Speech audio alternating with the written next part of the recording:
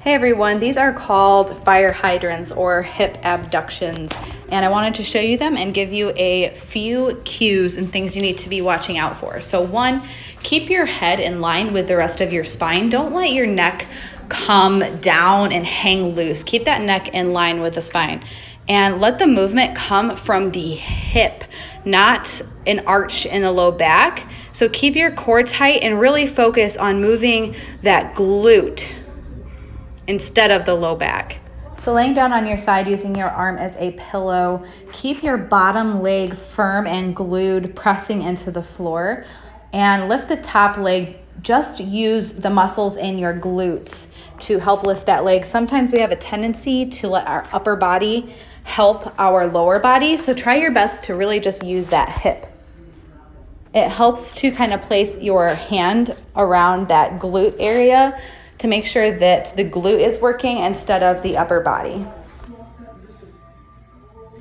So looks are very deceiving when it comes to the single leg glute bridge, and I hated this exercise for the longest time because I sucked at it, but I needed it. So here I am stacking my bottom knee over the ankle so that that's one straight line and really pushing through the heel to get that hip extension. And also really squeezing at the top. I'm switching positions here, or switching legs. So again, knee and ankle should be stacked when you get to the top of the movement, and really pushing through the heel, squeezing the glute, engaging the core so the movement comes from the hip instead of the upper body.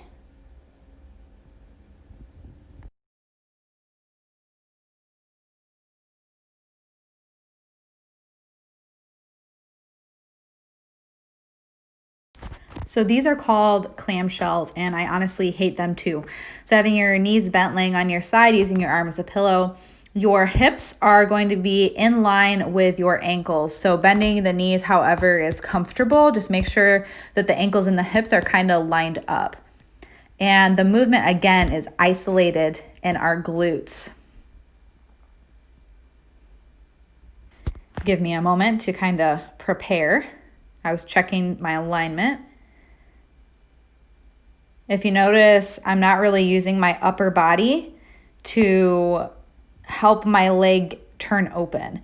I'm kind of feeling what's going on in my hip, making sure that I'm moving from that muscle area instead of my low back.